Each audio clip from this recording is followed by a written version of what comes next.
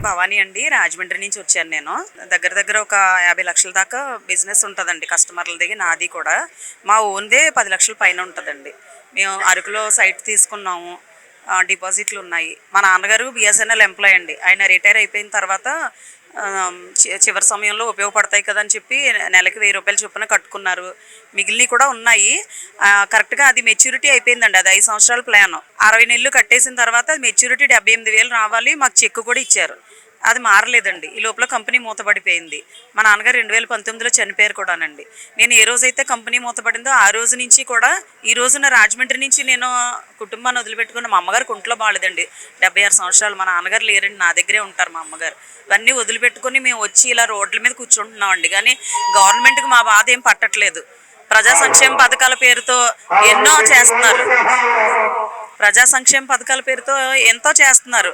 వాటితో పోల్చుకుంటే ఈ అమౌంట్ పెద్ద అమౌంట్ ఏం కాదు. గవర్నమెంట్ చేయాలనుకుంటే మాకు న్యాయం చేయగలదు. కాబట్టి గవర్నమెంట్కి మేము విజ్ఞప్తి చేస్తున్నామండి. అందరితో పాటు మా బాధితుల బాధ గుర్తించి మాకు న్యాయం చేయాలి. మాకు ఒక 100 మంది కస్టమర్ల దాకా ఉంటారండి. అన్నీ కలిపి ఒక 50 లక్షల దాకా అమౌంట్ ఉంటుందండి. మాదే ఒక 10 లక్షలు ఉందండి మా పర్సనల్దే. పిల్లల చదువుల కోసం అది కట్టుకున్నామండి. ఏదో ఆశలు అన్నట్టు మేము కష్టపడితే వచ్చింది కూడా అందులో. ఇప్పుడు ఏమంటున్నారు, ఏజెంట్లు కమిషన్ కోసం చేశారు, కస్టమర్లు మోసం చేశారు అని అంటున్నారు. మేము పనిచేసింది చాలా తక్కువ కమిషన్కి అండి. మేము ఒకళ్ళని మోసం చేసేలాగుంటే మేము కట్టుకోం కదా. కంపెనీ వాళ్ళ మాటలు నమ్మి మేము కట్టాము. అదేవిధంగా మాకు కావాల్సిన వాళ్ళతోనే కట్టించాము అందరితో.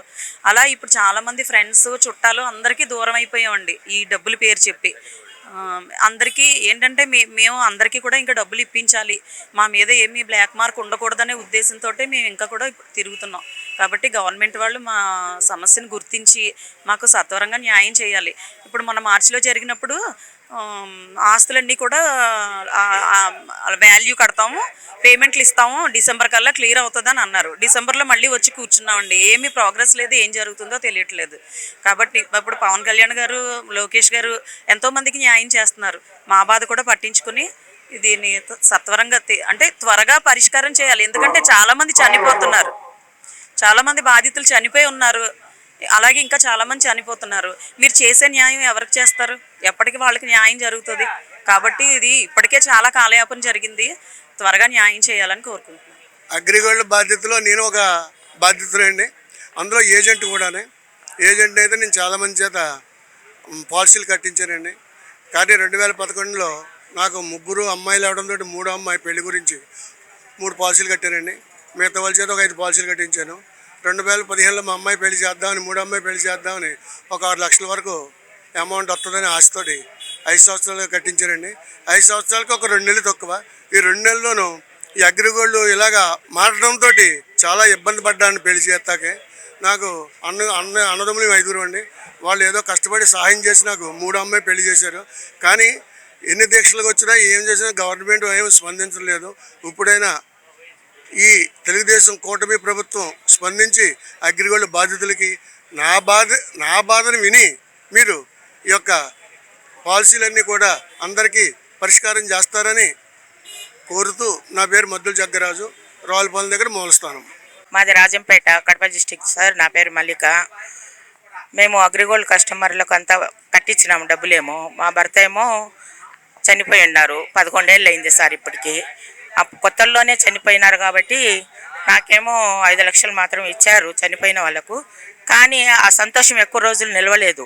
ఎందుకంటే కస్టమర్లకు కట్టించినాం కదా, మీకేమో డబ్బులు వచ్చినాయి, కస్టమర్లకు ఏమో రాలేదు కదా అని చెప్పేసి చాలా మాపై దాడులు జరిగినాయి. అయినా మేము సహించుకున్నాము. కానీ ఇంట్లో మగవాళ్ళు కూడా లేరు మాకు. నాకుండే చిన్న బాబు సార్. ఎన్నోసార్లు వచ్చి మేము చాలా కష్టాలు పడినాం సార్. కానీ చంద్రబాబు సార్ మాకు న్యాయం చేశారు ముందు. కానీ చేసి ఎక్కువ రోజులు కూడా మళ్ళీ నిలవలేదు కదా. మరి ఇప్పుడు వచ్చిన్నారు అందరూ. మా అగ్రిగోల్డ్ వాళ్ళంతా సార్కు వేసాం, మేము ఓట్లన్నీ వేసినాం కాబట్టి గెలిపించుకున్నాము. మళ్ళీ మా కోసం దయ చూపుతారని, అన్ని విధాలుగా సహకరిస్తారని చాలా ప్రజలకు ఆయన సహాయం చేస్తున్నారు. ఇప్పుడు కూడా చేస్తూనే ఉన్నారు, తిరుగుతూనే ఉన్నారు. ప్రపంచం అంతా తిరుగుతూనే ఉన్నారు. ఆయన ఇప్పటికీ తిరుగుతూ ఉన్నారు. అందరికీ ఏం కావాలా ఏం వద్దని చెప్పేసి అడుగుతున్నారు, చేస్తున్నారు. కానీ అందరూ పావల కూడా పెట్టుకొని చేసుకున్న జనాలే సార్. ఇక్కడ అందరు ఏం సంతోషంగా ఏం లేరు సార్. ఇప్పుడు కూడా ధర్నా చౌకీ వస్తానే ఉన్నారు సార్. ఇప్పుడు కూడా ఎంతమంది కష్టపడుతున్న ఆడపిల్లలకి పెళ్ళిళ్ళు కాక చదువులు పూర్తి కాక భార్యాభర్తలు కొట్లాడుకొని వాళ్ళు విడిపోయి చాలా కష్టాలు పడుతున్నారు సార్. మా పైన దయ చూపండి. ఇప్పటికైనా కూడా మీరు వాళ్ళ అగ్రిగోల్డ్ ఆస్తులు ఉన్నాయి సార్, అందరు సహకరించండి సార్. మీరు మీ హయాంలోనే మీరు న్యాయం చేస్తారని ఆశిస్తున్నాం సార్. అందరి పేద ప్రజలకు మీరు ఒక దేవుడి మాదిరిగా నిలబడతారని మీకు చేతులు ఎత్తి దండం పెడుతున్నాను సార్. ఏదో దయ చూపండి సార్. ఏలూరు జిల్లా నుంచి వచ్చామండి. నా పరంగా అయితే నాకు కస్టమర్స్కి ఒక 50 లక్షలు ఉంటుంది. అందులో గత ప్రభుత్వం 10,000 20,000 లోపు ఇచ్చిన వాటికి సుమారుగా ఒక 7-8 లక్షల వరకు కూడా కస్టమర్స్కి ఇవ్వడం జరిగింది. కాకపోతే ఏజెంట్ పరంగా అయితే మేము చాలా ఇబ్బందులు అయితే పడుతూనే ఉన్నామండి. అయితే ప్రభుత్వం వెంటనే చర్యలు తీసుకుని ఈ కూటమి ప్రభుత్వం వచ్చిన తర్వాత మీకు న్యాయం చేస్తామని చెప్పి ఇదే ధర్నా చౌక్లో గత మార్చి ఏప్రిల్ నెలలో ఇక్కడ చేసినటువంటి ఈ ధర్నాలో కూడా వరలరామయ్య గారు కూడా వచ్చి మీకు ఇక్కడ మళ్ళీ ఈ మీటింగ్ అనేది ఏర్పాటు చేయకుండా మీరే ధర్నాలు చేయకుండా మేము చేస్తాం, మా ప్రభుత్వం చేస్తుందని చెప్పి గట్టిగా హామీ అయితే ఇచ్చారు. కానీ ఇంతవరకు అయితే ఆ పరంగా అయితే ఎక్కడ కూడా చర్యలు అనేవి ఎక్కడ కూడా కనిపించట్లేదు. ఏ కస్టమర్స్ కూడా ఎక్కడ కూడా ఏదైనా ఇంకా రూపాయలు అనేది ఏమీ బయటికి రాలేదు. ప్రభుత్వం వెంటనే స్పందించి సత్వరమే ఫాస్ట్ ట్రాక్ కోర్టు ఏర్పాటు చేయించి ఈ కేసుని ఒక ప్రత్యేక కేసు కింద చూసి వారానికి 2 సార్లు 3 సార్లు కూడా వాళ్ళు దీని మీద సమీక్షించిన వెంటనే మాకు సత్వరం ఒక ప్రత్యేక ఫాస్ట్ కోర్టు ద్వారా ఇది ఏర్పాటు చేయించి అందరికీ కూడా న్యాయం జరిగేలా చేయమని చెప్పి ఇందు మూలంగా ప్రభుత్వానికి కోరుతున్నామండి. అట్లాగే చంద్రబాబు నాయుడు గారికి, సీఎం గారికి, అలాగే డిప్యూటీ సీఎం పవన్ కళ్యాణ్ గారికి, లోకేష్ గారికి అందరికి కూడా ఇందు మూలంగా మేము తెలియజేసేది ఏంటంటే ఇక ముందు కూడా ఇప్పటికే 11 సంవత్సరాలు పూర్తయిపోయి 12వ సంవత్సరంలోకి రేపు జనవరికి 12వ సంవత్సరం అడుగు పెడుతున్నామండి. ఈ ముప్పాళ్ళ గారి నాయకత్వంలో ఇంతవరకు మేమంతా కూడా ఎంతో విజయవంతంగా ముందుకు సాగడం అనేది జరిగింది. ఆయన పిలుపు మేరకు కూడా ఈరోజు కూడా ఇక్కడ ఆవేదన దీక్ష మేము తెలియజేస్తాం. కానీ ఇక్కడ ఏ విధమైనటువంటి ఆందోళన కానీ ధర్నాలు ఇంకో రకమైనటువంటి ఏమీ చేయట్లేదండి. ఈ ఆవేదన అనేది ప్రభుత్వం అర్థం చేసుకుని సత్వరమే వెంటనే ఒక 2-3 నెలల్లో కూడా మాకు వెంటనే ఈ న్యాయం అనేది జరిగేలా చేయమని చెప్పి ఇందు మూలంగా ప్రభుత్వాన్ని మేము కోరుచున్నామండి. మా చలపల్లి మండలం నోకులవరపాలెం అండి. నా పేరు ప్రసన్న కుమార్ అండి. 1,00,000 వేసామండి డిపాజిట్. డైలీ కట్టించాము, అది ఇబ్బందులు అయిపోయినాయండి. డిపాజిట్ అన్న వస్తుందని చూస్తున్నామండి. ఈ చంద్రబాబు నాయుడు గారు పవన్ కళ్యాణ్ గారు మాకు డబ్బులు ఇప్పించాలని కోరుతున్నాం. చాలా ఇబ్బందులు పడుతున్నాం దాని గురించి. వాళ్ళు ఓటేసి గెలిపించింది మాకు ఇస్తారని, మాకు న్యాయం చేస్తారని, ఆడవాళ్ళు అన్యాయం చేయరు న్యాయం చేస్తారని చేసి గెలిపించామండి. మాకు ఇవ్వాల్సిందిగా కోరుచున్నామండి. చల్లపల్లి మండలం అండి, నోకులవరపాలెం. 20 మందితో కట్టించానండి. మిగతా అన్నీ వచ్చేది ఒకటి చాలా ఇబ్బందిగా ఉంది. ఆర్థికంగా లేనిలో ఏదో ఎవరో చెప్పారని చేరాము. ఆర్థికంగా వస్తాం అనుకుంటే ఇలాగ ఇబ్బందులు పడాల్సి వస్తుందండి. మాకు మా డబ్బులు ఇప్పించాలని కోరుతున్నామండి. నా పేరు సత్యనారాయణ అండి. మాది రాజమండ్రి. నేను ఒక 6 లక్షల దాకా కట్టించాను డబ్బులు జనాలతోటి. అందులో కొందరు చనిపోయారు కూడాను. కట్టిన చనిపోయాడు, నామిని కూడా చనిపోయారు. వాళ్ళ పిల్లలు ఉన్నారు, వాళ్ళు చాలా బాధపడుతున్నారు. వాళ్ళు మీటింగ్ కూడా రమ్మని చెప్తే నాకు నమ్మకం లేదు వాళ్ళు ఇస్తారని. మా నాన్నగారు పోయారు డబ్బులు కట్టిన ఆయన, నామిని మా అమ్మగారు పోయారు.